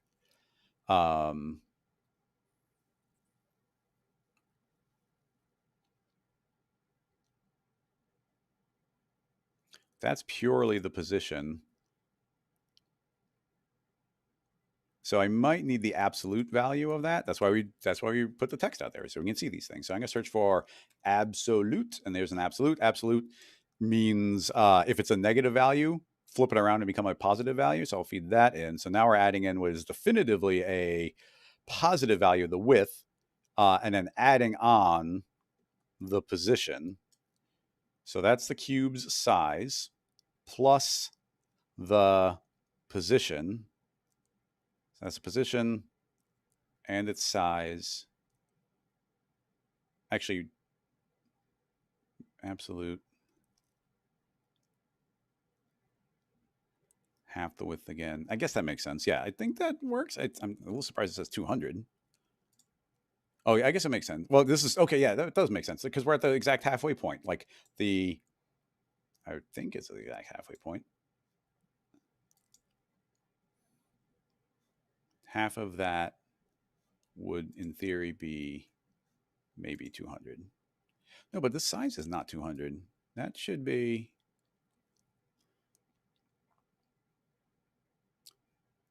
Oh, that's interesting. It stays 200 until we get bigger than the line. Okay, we got to figure out a little bit of math here. So, I mean, we need to take that. So that's the position. And then we're adding all that stuff on. So if we just straight up took that, saying minus, now this null, that's dead center. Oh, that's minus because it's over there. Make it a little bit wider. That's how far over. As soon as that crosses the line, it'll equal 0. So if we keep going past it, it'll be positive. So that's why we can't use the absolute value. And maybe we just didn't want the absolute. I'm just going to bypass that absolute. Try again. Boop. So this, in theory, I want to be outputting. Okay, something's not quite right because this is now outputting 200 when it's actually 400. Definitely did not want that position.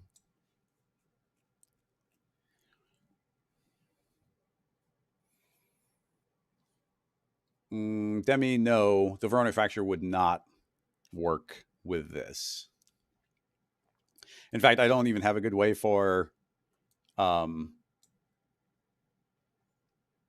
Espresso to operate on these. Unless we could we do a deformed bounding box? That would be interesting. This should be outputting. I want the final value. So I want this number to say 400. How do we make it say 400? Just out of curiosity, let's duplicate that. This one, I'd want that also to say 400. So it's 200 too short there, 200 too high here. Currently, we are adding the size multiplied by 0.5.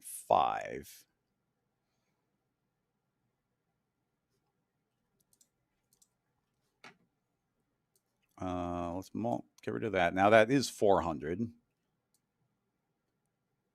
But, and if I duplicate it, is it 800? Yeah. Okay. I think we just need to bypass this multiply by 5. See, this is where I thought of this methodology, which I thought was doable. But this is, we're slightly in that territory, dipping our toe over the line of like, yeah, things get real technical and I'm worried I start losing people because everything is so specific. But hopefully you're seeing some of the logic that's going into it. Okay. Anyway, the idea here is we now have, in theory, the math coming out saying how far past that line have we gone. And in this case, like once we combine these two, this is now like over 1,000. So we'd want everything to scale back down to be 400. And I'd probably make another width here or another rectangle. Oops, careful. Hold down Control and then get my rectangle. Okay, so this rectangle will never change. So this one is our rectangle dot reference. Okay, so that gives us the value. So the idea here is when this null, or when the final cube has detected that it is the final cube, and it's detecting that thanks to, it's detecting, just make sure I did both of those. It's detecting that because the next object is a null.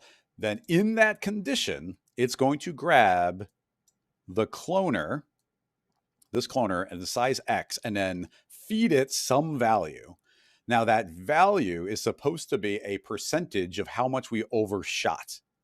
So I know the methodology to get it, but I can never remember it off the top of my head.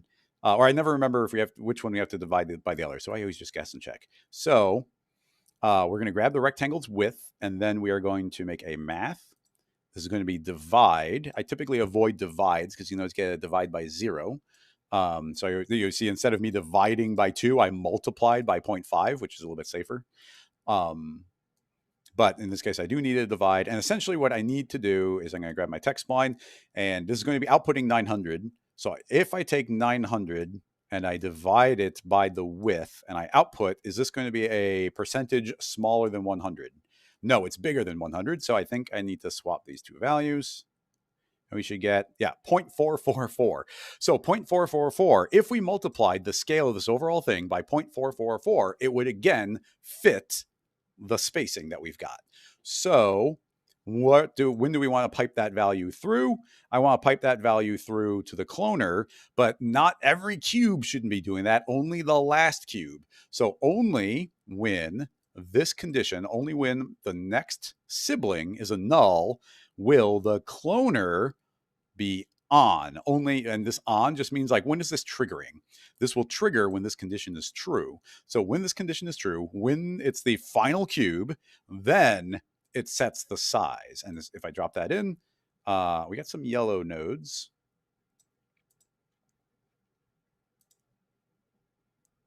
Yellow nodes means something broke. Why would scaling the cloner, maybe,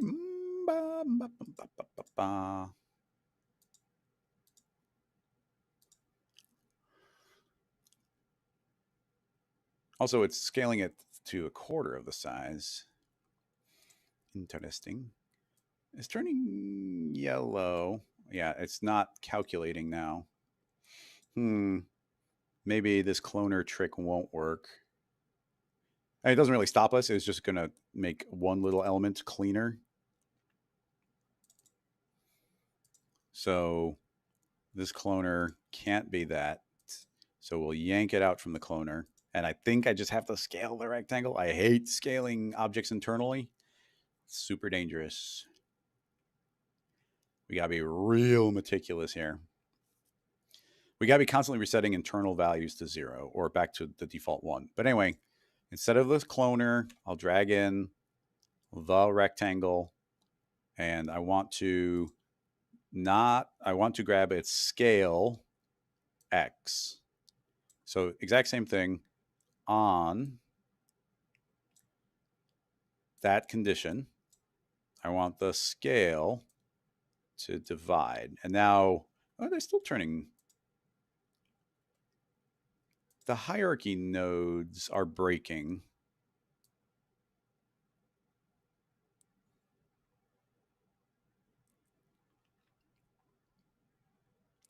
Is it considered like a feedback loop? I didn't think the scale.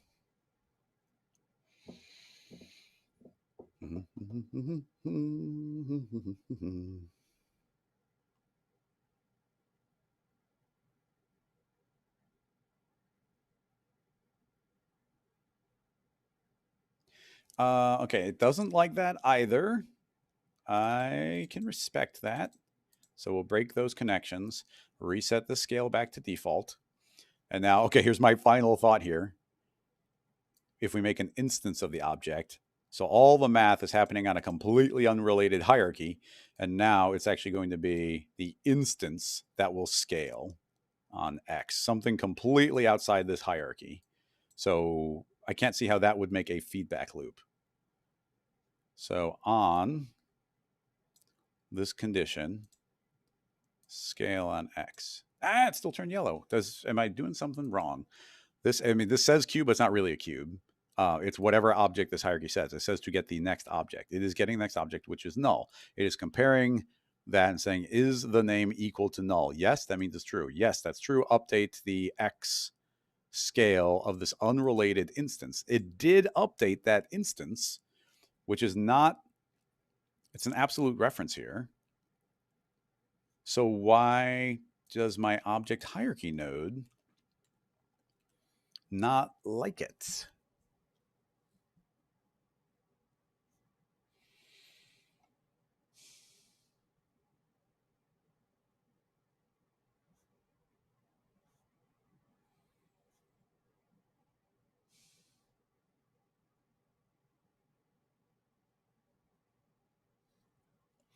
Is L a thing, Zach? I only know. Do you know for a fact that's the thing? Because it's to my knowledge, there's only up, down, next, previous.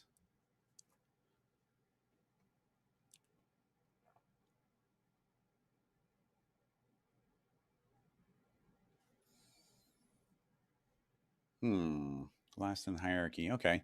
I mean, that's a fine idea if that is indeed true. So if that's true, I'd still need it to be the last object.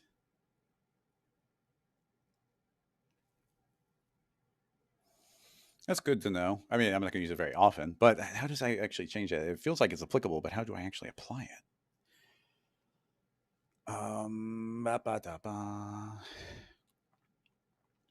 Tricky. If it's the last object, how do we say if it's the last object? And then compare. I mean, is it possible to say if is there an object? There's no compare. Compare node is kind of the only thing that we can use to compare something to something. And if essentially what I want to do is like grab the cube and say, if this cube is equal, like literally the same object from this output, but the only way of doing that comparison is a compare node, and the compare mode doesn't have like object as a thing. So all we can do is compare the string. Now, in theory, we could compare those strings. We could again drag in the cube again. This becomes like this cube gets transformed into whatever object this literally is. So now we could say, well, if the name is equal to the local, if the relative object is itself, is its name equal to its literal self? Because these are now two different things. if those are equal, and then we'd have to make sure every cube, and then we switch this to the start path is last, and then we delete the null. It doesn't even, oh, well, we're still plugged in here, so maybe that's working. So now we could output that into our text, and it's saying, this is currently saying, yes, it is true that this cube is the last object. And if I made a null and drop it in as last one, it now says false. But keep in mind, if I renamed that last null to cube, it is now true. So this would require, and I think it does automatically, but every time I copy the cube, you see it does make a new name, and that would work. But you already saw that when I plug in the result of this compare into scaling something, it breaks. And we need kind of a post effect. We need to essentially, what the goal is that every cube is just taking care of itself. It's taking care of itself, taking care of itself, taking care of itself. They're all stacking up perfectly on top of each other. And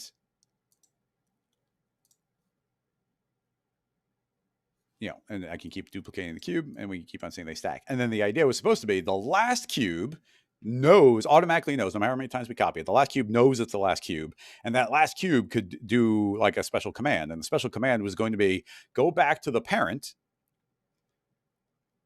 and then scale it down relative to the value we need it to be, so that all of them would visually scale to the proper final size. But when we just straight up link this to an unrelated object, it breaks the hierarchy.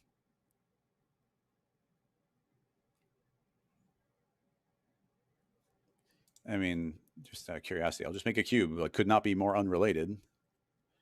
Drop in the cube, and I'll say on. And then it's once we drive a value, I think.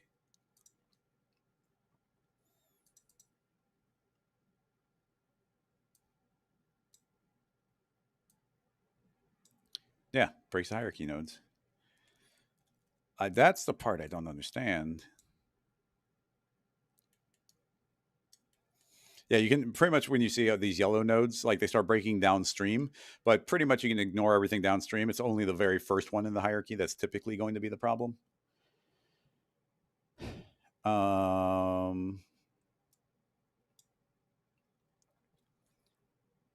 If the cube is equal to cube, which was working, scale another cube. Or in this case, it's not even scaling; it's just changing the size. Like that's a very innocent operation to do on it. I mean, we get the nice stacks going, but it's not doing the scale, and there's no way for us to know what that final percentage is.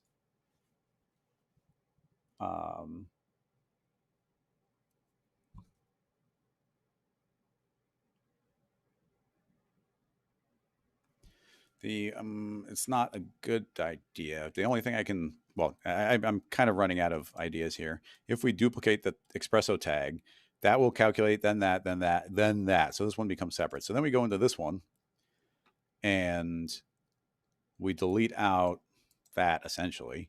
So that calculates, and now we go into this one and we delete out. No, but that needs all this math. I thought maybe it could be separate calculation, where it's like that doesn't need to be feedback looping into itself, which is now not. And this is what we need to do the math. Those all calculate through, and this one still breaks.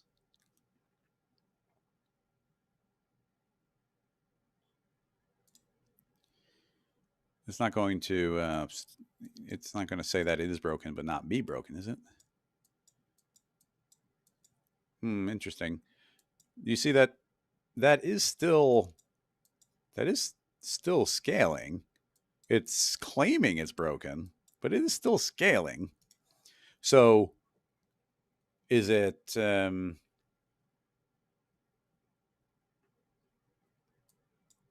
we kind of just ignore it and say do it anyway, and it's like I'm broken but I'm still running? Kind of unlikely. We're getting in the weird territory here. On and then the rectangles. scale. Those connect.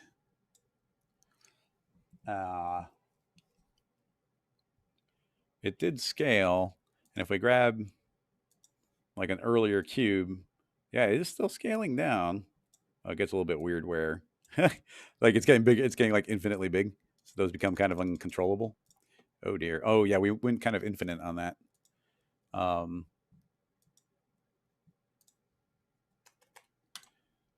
it's not even letting me override it. Some sort of like feedback loop or something's not good there. Interesting.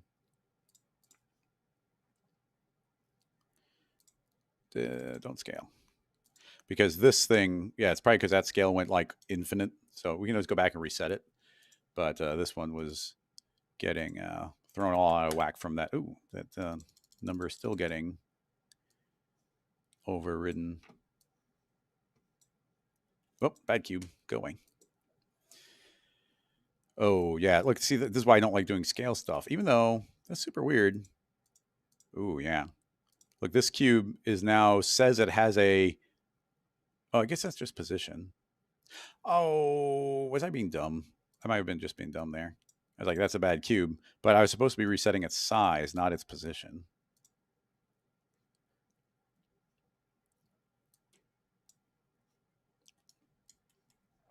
But anyway, you saw that scaling issue where things did kind of go infinite.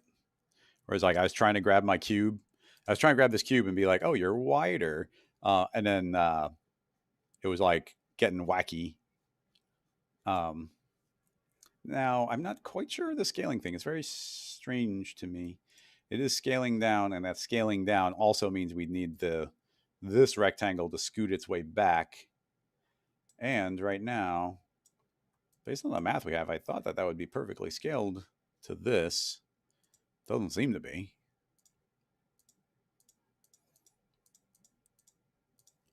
Yeah, getting a little off the rails. I don't know if anybody's finding this interesting. I am very close to being out of time, and I don't think we're going to solve it in the time. It's too bad that we couldn't get that automatic scaling working. I'm going to go back to this previous step, delete those out, and now we're here. So yeah, that's broken. It's not working. Properly scale that, reset that, and we still have our successful cube stacking, which is cool. I mean, it's something where we can keep on dropping arbitrary cubes in here, and they will continuously, no matter what scale I put in, everything is going to stack up properly. Like that's pretty fun. It's not exactly it's not driven by MoGraph. Like I was trying to think of like as it's a silly last step, but it's like, is there a way of automatically scaling each of these cubes? Via deformers and whatnot. And I do wonder, as an isolated test, in this scene file, if we were to deform that object to be bigger, does its scale increase? How do we even prove that? So we make a plane effector. I'll put it in, and I'll say you are going to deform the object, not the position, but yes, the scale on X. So now you can see all those cubes are scaling. Now they get bigger, and that scaling is breaking everything, where that scaling is not being taken into account. And the experiment was, that's a deformation. Does the Espresso see that deformation? And the way to do that is to say, we're getting the hierarchy of this cube. I'm going to say, I don't want the size of the cube. What I want is the bounding box of the cube. So if I say bounding box of the cube, now we output that object. Oh, it does get tricky because we got box min, box max, and then we get this box size. Box size is what we want. So now we need a vector to reals. So now we pipe that out. So now we've got bounding box, which is like, how big is that X? on Y and Z. So now I'm saying, okay, that is the X value. So now we replace the X value with that. So now instead of that position, it's based on this. And I think the position is still valid. Yeah, because that's not getting modified. So if we duplicate that, no. That is still... Why is...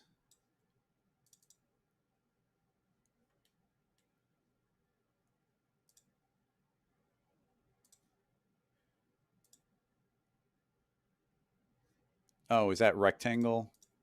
I guess that rectangle is also getting scaled. Okay, sorry. I thought Espresso was driving this inner rectangle, but it's just the plane effector.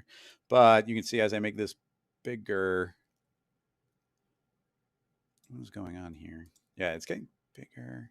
Yeah, it seems like those aren't being taken into account. If we zero that out, what do we got here? Our 0th cube is still 200. This one, yeah, so we're getting this weird overlap like that.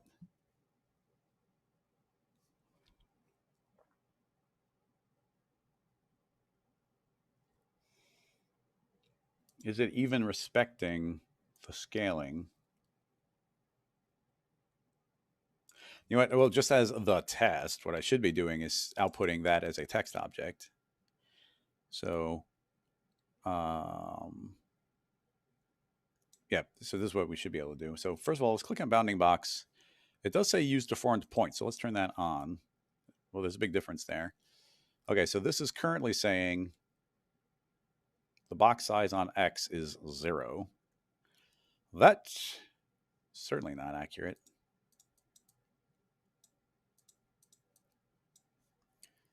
This object is saying previous. Oh, that's the previous object. Oh, no, that is the previous object. And that is 0. The previous one is 0. So let me duplicate this cube. The last one's the one that always overrides, so the text should be overriding. So this one is now saying the previous object, which is now this cube, does have an X size. So this text object should be saying that that's got some sort of size. Let's put this into the bounding box.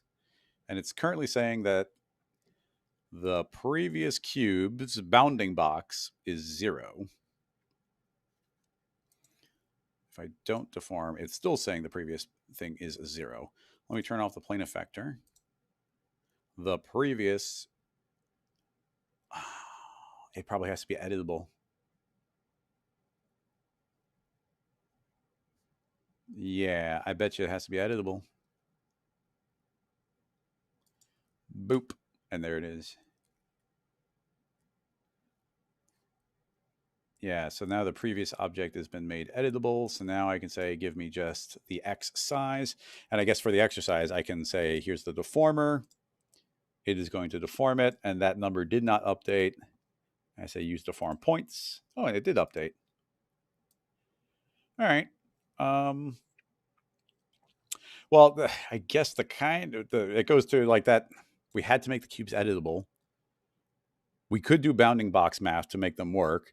The user would have to scale them, but if they're all uniform, that would probably be fine.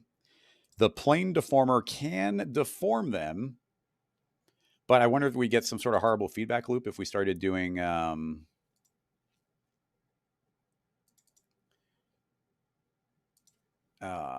if I make that editable and we save this and we make a second one, the last one is saying the previous one is a particular size, and in theory it's offsetting, but we're not offsetting by the bounding box, which is probably relevant. But if we make a couple of those, they're all the same size, so obviously the number's not changing. But now the plane, oh, okay, I did just see a single blip when I clicked on something, so there's already a feedback loop thing going on.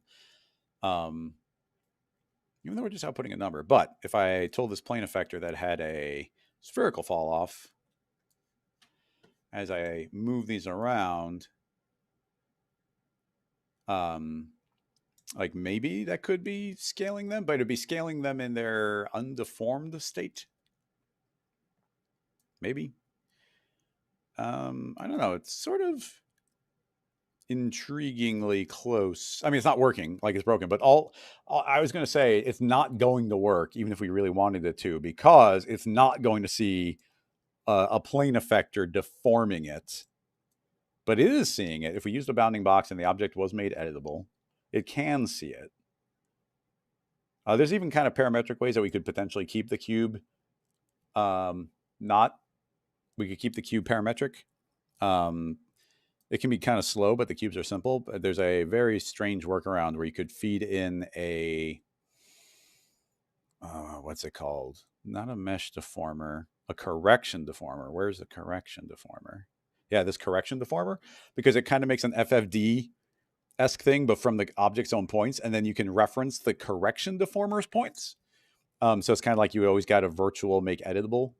It's possible it would also see a connect object, but we'd have to modify a bunch of the hierarchy stuff to be like going up a layer from the cube, which we just do not have time to do right now. I don't know. I'm intrigued by the idea. I just don't have time to pursue this in my own time. And I kind of doubt the audience in general is going to want to go and spend like another hour exploring this concept some more. The ability to stack these. I mean, it's a really cool effect if we get working.